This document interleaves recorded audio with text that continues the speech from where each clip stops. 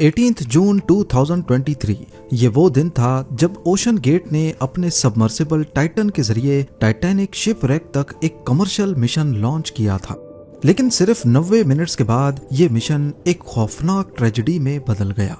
Submersible का carbon fibre हल deep ocean का प्रेशर बर्दाश्त ना कर सका और पूरी सब इम्प्लोड हो गई, जिसमें 5 लोग पलक झपकते ही खत्म हो गए। 2 साल बाद अब यूएस कोस्ट गार्ड ने एक 335 पेजेस पर मबनी रिपोर्ट जारी की है, जिसमें ये कहा गया है कि ये एक ऐसा हादसा था जिससे आसानी से बचा जा सकता था।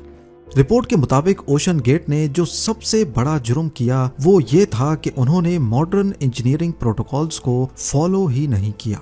जो मैनुअल्स थे वो आधे अधूरे थे और सबमर्सिबल को टेस्ट करने का तरीका गैर महफूज था।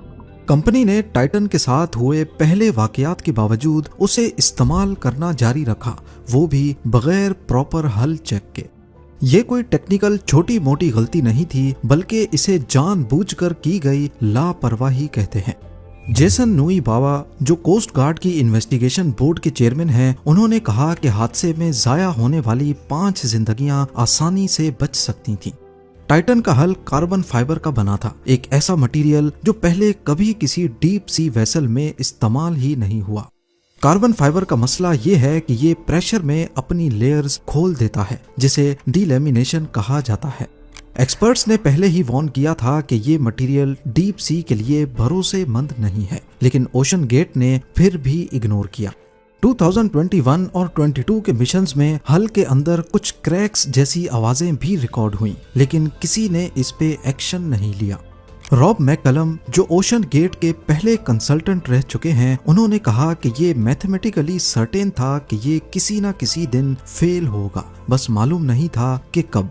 ओशन गेट के सीईओ स्टॉकटन रश, जो इस हादसे का शिकार हुए, वो ना सिर्फ पायलट थे बल्कि लीड इंजीनियर और सेफ्टी ऑफिसर भी थे।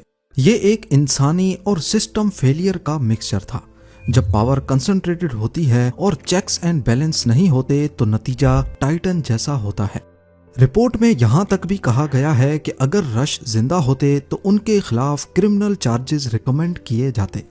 उनका अप्रोच ये था कि सर्टिफिकेशन इनोवेशन को रोकती है। उन्होंने जानबूझकर अपनी सब को किसी भी सर्टिफिकेशन से गुजरने से रोका। कंपनी के अंदर सेफ्टी कंसर्न्स उठाना मना था। जो लोग खतरे की तरफ इशारा करते उन्हें या तो इग्नोर किया जाता या निकाल दिया जाता था।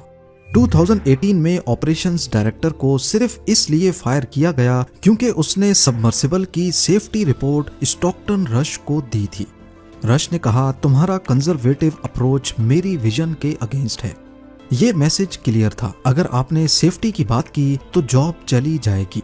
टाइटन सबमर्सिबल इतनी हाई टेक होने के बावजूद इसे चलाने के लिए एक modified play station controller use किया गया और पायलट के मैनुअल्स बिल्कुल अधूरे थे। कुछ मैनुअल्स में सेक्शंस टू बी डिटरमाइंड लिखा गया, जिसका मतलब था कि अभी तक कुछ फाइनल नहीं है।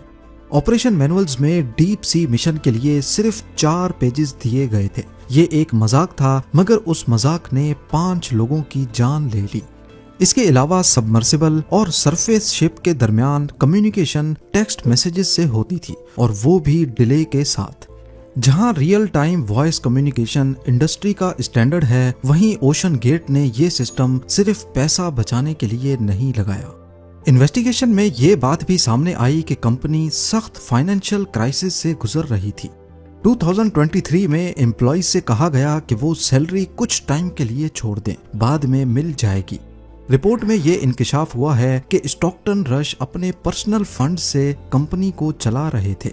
ऐसे स्टाफ कम होता गया और इन एक्सपीरियंस्ड इंजीनियर्स को कॉम्प्लेक्स सबमर्सिबल डिजाइन की जिम्मेदारी मिलती रही। एक फॉर्मर डायरेक्टर ने कहा कि ये सबमर्सिबल हाई स्कूल प्रोजेक्ट जैसा था और टीम भी उसी लेवल की थी। ओशन गेट की टाइटन ट्रेजेडी सिर्फ एक टेक्निकल फेलियर नहीं थी, ये लीडरशिप, सिस्टम और सबसे ज्यादा इंसानी जिद का फेलियर था। स्टॉकटन रश ने एक मर्तबा कहा था कि सेफ्टी फजूल की बात होती है, किसी न किसी मोड़ पर आपको रिस्क लेना ही पड़ता है।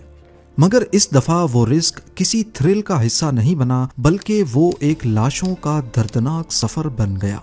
अगर दुनिया ने इस रिपोर्ट से सबक ना सीखा तो अगला टाइटन कहीं और किसी और फॉर्म में किसी और स्टॉकटन रश के जरिए फिर तबाह हो सकता है।